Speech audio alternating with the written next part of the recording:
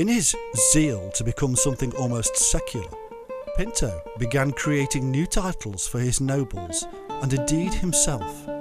He became Most Eminent Highness and called himself Prince of Malta. His prestige amongst the nobles of Europe grew and grew.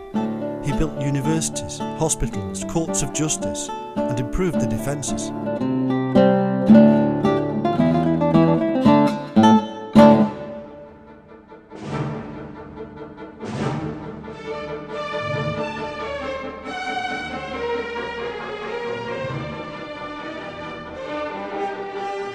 The Knights of Malta were certainly no longer mere monks and servants of the Pope. They had ideas far in excess of their little rocky island in the Mediterranean. Pinto knew and understood the power he had in this rapidly changing world, that he was the sovereign of a very strategically placed island, that he and his men stood between the East and the West. His knights were in fact some of the world's most powerful nobles, or sons of nobles, collected from across Europe. But he also knew that this strength would depend upon his own clever chess playing, and he played non-stop with monarchs across Europe.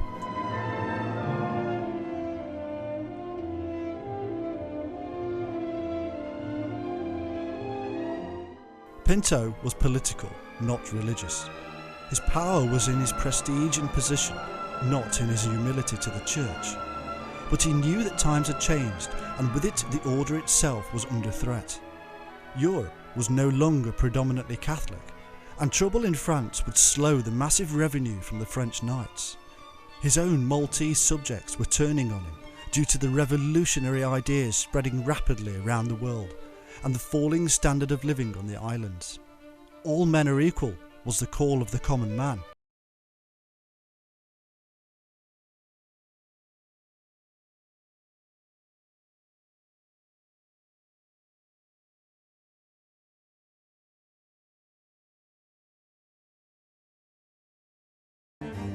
His attitude drew the attention of the island's religious authorities, and so he took them head-on. Pinto's opinion was that the religious leaders were fostering the antagonistic view of the people, and he decided to manipulate the situation. He could not touch the bishop, and even less the island's Inquisition, without major upset and probably his own unseating. But he could fight the Catholic spy network, the Jesuits.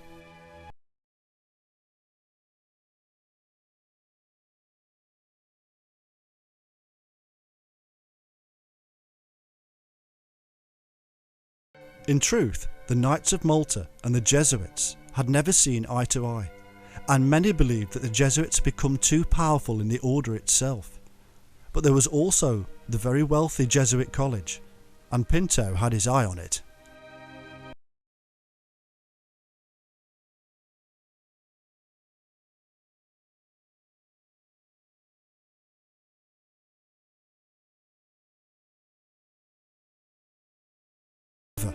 Only the Pope himself could remove the Jesuits from Malta, and so Pinto fabricated a lie that it was in fact the King of Prussia, Frederick II, who was demanding their expulsion. Even though the Pope knew of the lie, the request was granted, and the Jesuits expelled in 1760.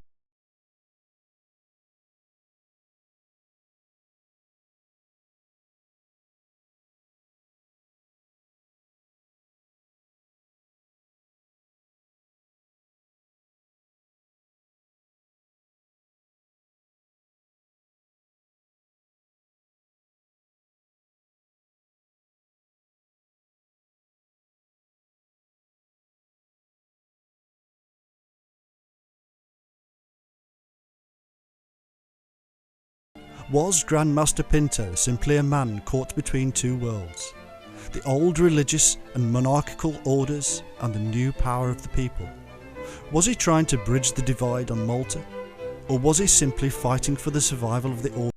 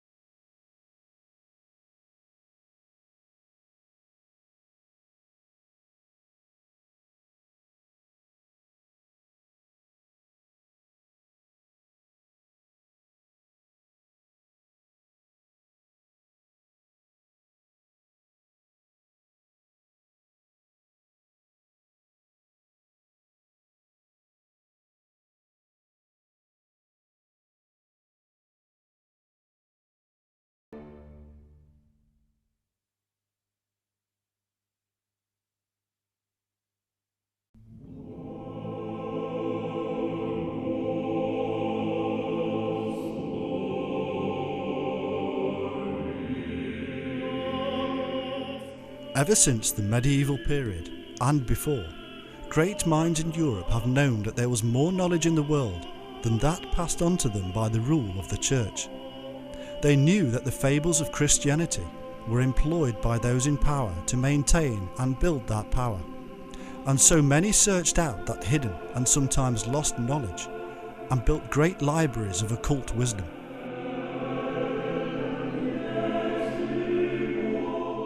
These men and women were not ordinary men and women. They were learned in the arts, languages, science and politics. Neither were they alone in their drive to uncover ancient secrets. Often societies and organisations grew up and around them, and today we have the vestiges of these early groups in the Freemasons, Rosicrucians and others. These were powerful people, very often within the heart of government. People such as Dr. John Dee in Elizabethan England held great power over those around him for his own personal knowledge and his collection of books.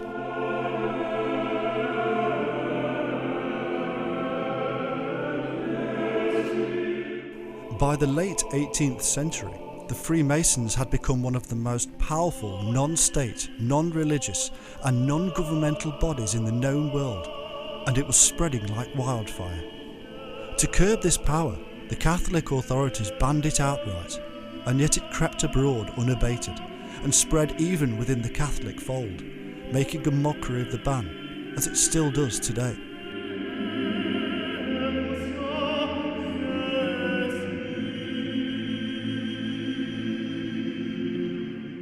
The very basis of Freemasonry reveals a knowledge that is not just claimed to be from before the advent of Christianity, but was in fact based upon the knowledge that created Christianity.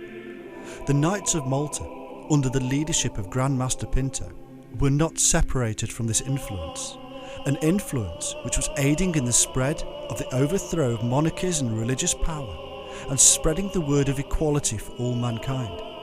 Whilst disseminating these new world views, Freemasonry was in fact being joined and taken over itself by the very people it supposedly sought to undermine. In truth, these new movements simply shifted the power base back to the old elite, while circumnavigating the emotional tide of the masses.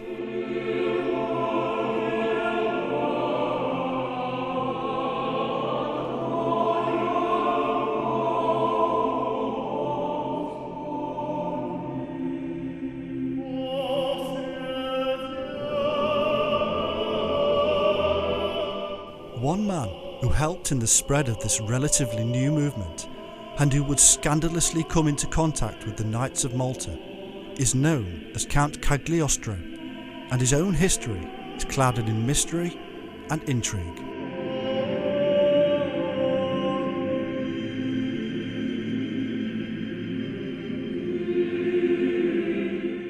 It is claimed that Cagliostro's real name was Giuseppe Balsamo, and by others that this itself is a fabrication. Evidence from 1787, however, uncovered by Goethe and closer to the period than anybody else, reveals documents placing Cagliostro's heritage within the Balsamo family, and Goethe even visited Felicita Balsamo, Cagliostro's mother, in Palermo to ascertain the truth.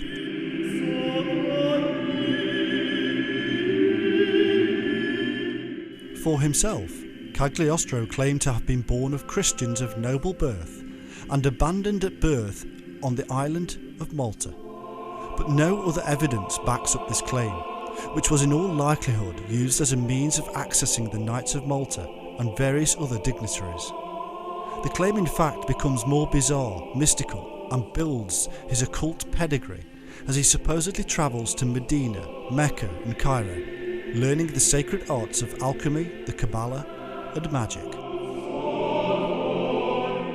In truth, he appears to have been given a perfectly good education in Palermo, Sicily, nearby Malta, and to have become a novice in the Catholic Order of St. John of God, from which he was soon expelled. But he did learn chemistry, and the almost magical spiritual rites that he would later adapt.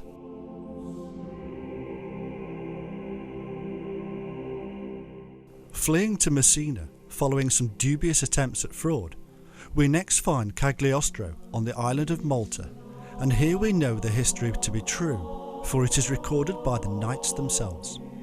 Here, Cagliostro became an auxiliary of the order, using his medical and chemistry skills as a pharmacist within the hospital. The lessons he learned whilst in the order would later be put to great use in the royal courts of Europe, where this great magician and alchemist would reveal healing works of wonder.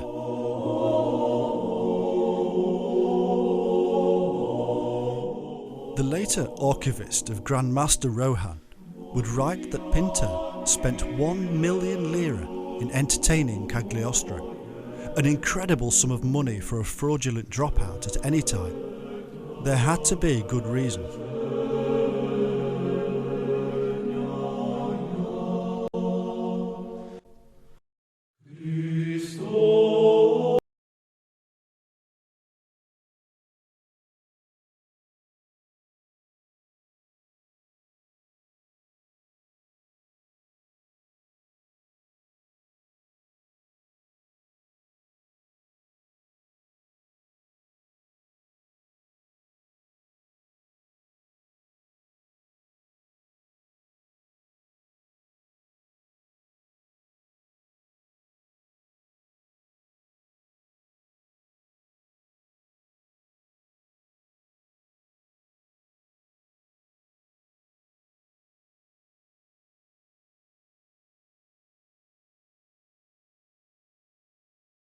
Man who claims to be a chemist. This man was received by his aforementioned highness and admitted to his full confidence, being lodged in his palace and maintained at his own expense. The reason for this is that he has announced his intention to concoct a certain elixir of life designed to keep man sound in health, both in body and mind.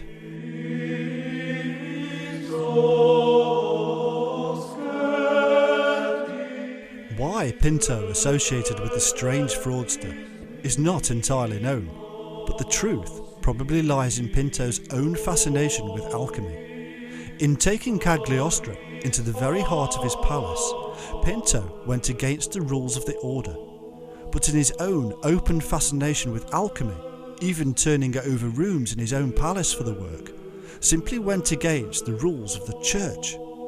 Pinto was openly his own man and sought out greater knowledge.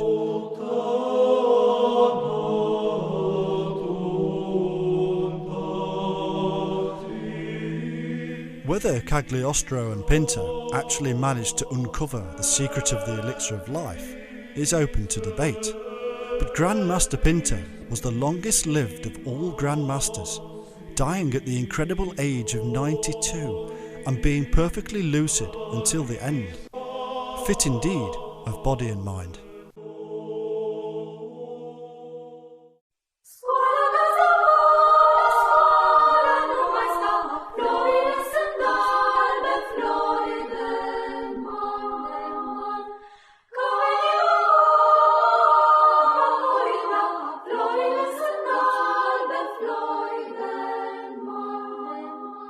One symbol that always surfaces in the work of alchemists and mystics is that of the serpent, and in Malta this symbol is to be found on almost every religious building in one form or another. The official story has it that this was because St. Paul supposedly survived a snake bite when he landed upon the island, and this itself is a cover story for an arcane truth, as I have shown in my previous works. What is interesting to note here, in the tale of Cagliostro, is the very same symbol with which he identified himself, known as the seal of Cagliostro.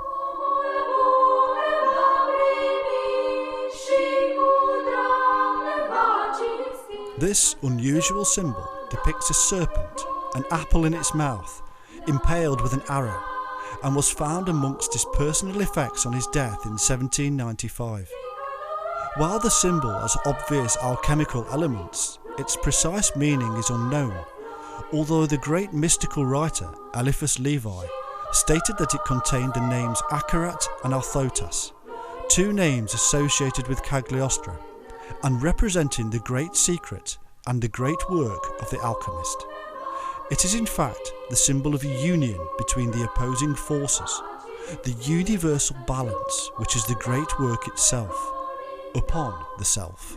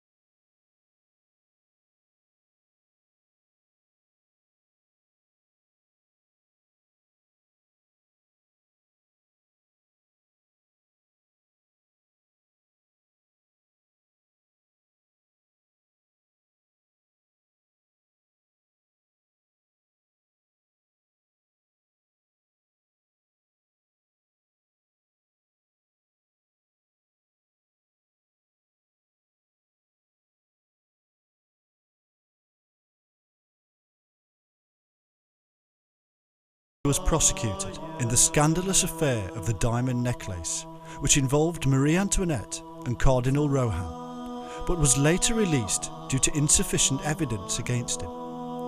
Nevertheless, he was asked to leave France and arrived in England, where he was forced to deny charges of being an ordinary commoner and not of noble birth at all, denying that he was Giuseppe Balsamo in an open letter to the English people.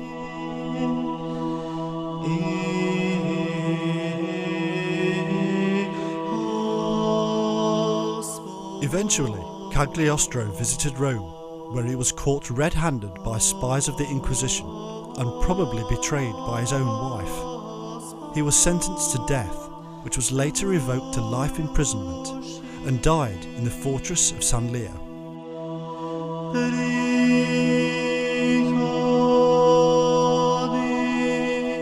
For all his